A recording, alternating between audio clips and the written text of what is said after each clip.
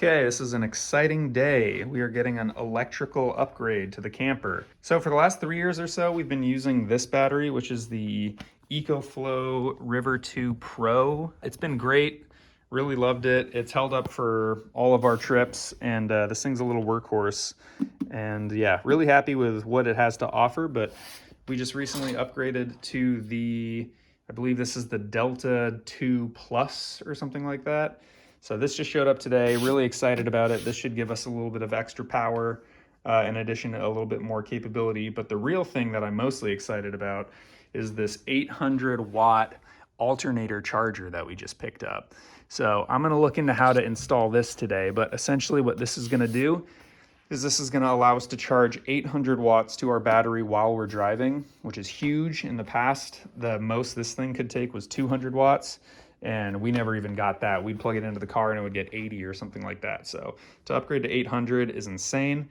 The other benefit of this is that this can go in reverse. So from our solar panel, we can keep our battery topped off. And then if we're parked for a long time and using the car AC and using the car lights and things like that, we can charge in reverse to keep the car battery topped off from this battery. So it just provides a little extra safety, a little extra security if we're out in the middle of nowhere.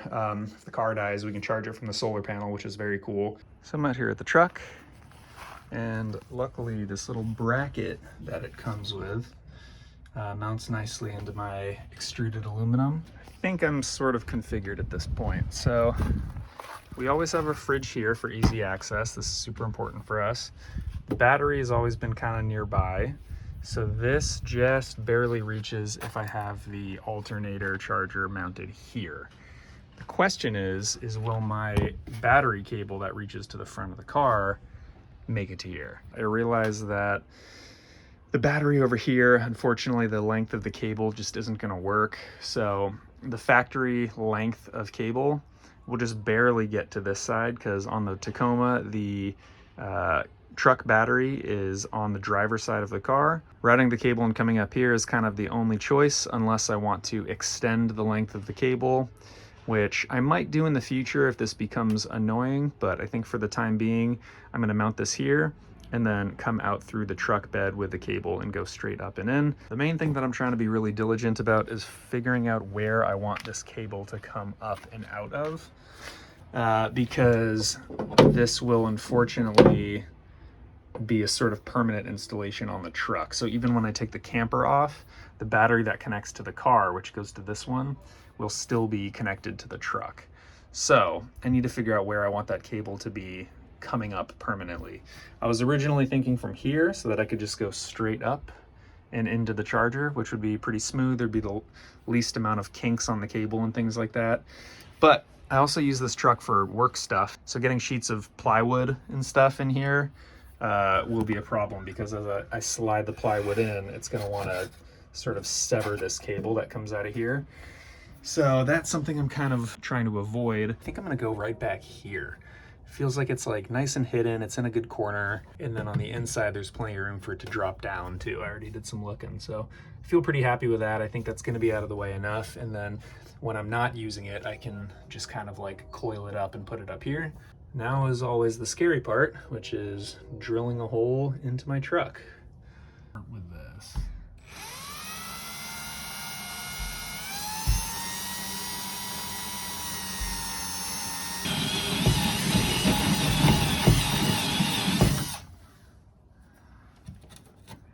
Well, I've gone too far to the right, and it's kind of hard to tell with the flashlight, but there's like there's like a structural, not structural, but like a piece of plastic that comes out that I don't think I can work around.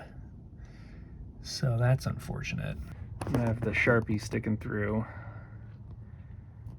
so you can see where it's hitting. There's that piece of fiberglass on the right. The cable fits through the hole fine.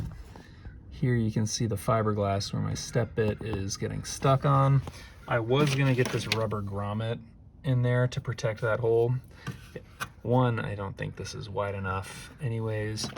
And two, I think what I'm gonna end up just doing is using this like, you know, plastic protector. There we go, like that.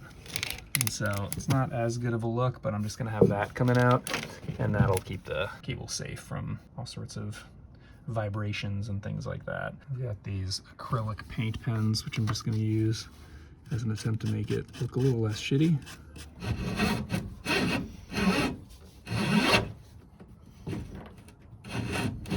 That looks pretty good. Pretty happy with that. And then it's coming out down here, and now I'm gonna start the zip tying. I have it coming down here from the truck bed, following along here, following this wire harness, up top, up through here, out through here, around with all this stuff, and then I got it coming up back through here, and then along the side here, and I have just enough to make it to my battery. So this thing comes with a little fuse, so I'm just gonna connect these two together. Boom, just like that. This is what I ended up with. Black goes up and just links up with this existing black mounting point to the chassis. And then red comes around here with the fuse kind of tucked down here a little bit and just links straight up to the top.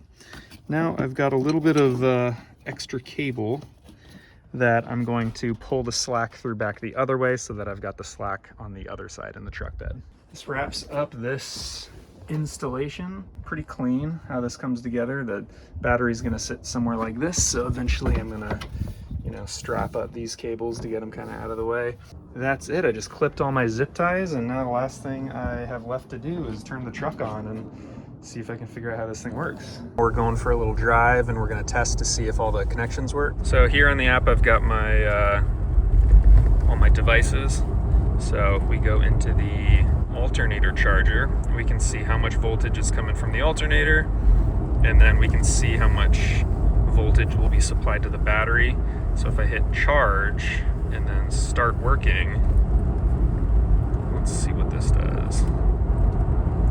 Boom, just like that.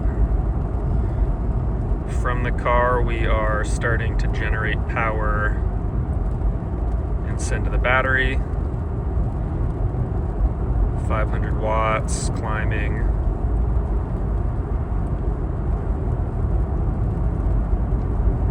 I think all of this can be configured too, so if I wanted to adjust some of these settings, I can do all this. Yeah, boom, all the way up to 800 watts. That's insane, being able to pull 800 watts while driving. So let's look. The battery was at 45%, now getting 800 watts in. It'll take 47 minutes to reach back to full. Then, of course, we can also do the reverse charge. So once the EcoFlow battery is full, I can reverse it if I wanted to end up charging the truck battery. And then this battery maintenance is cool. It's kind of like a trickle charger. So if we were leaving the car parked indefinitely, we could have the solar panel top off the EcoFlow battery, and then the EcoFlow battery trickle charge the car battery to make sure it's not dropping below a certain voltage.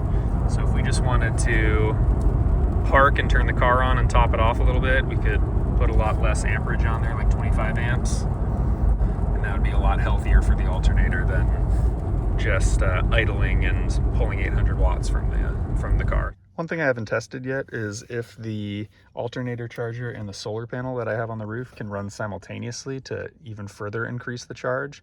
So I'm gonna test that out now.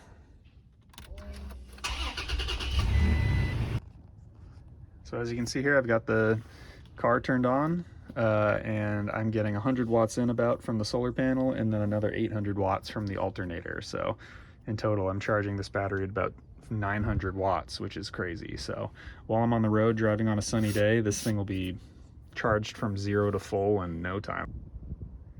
Well, I'm out doing some camping. I have to say the alternator charger worked very well. Everything's been running smoothly with it so far. I'm super happy with it. Just wanted to share one final thing that I added to this, which I 3D printed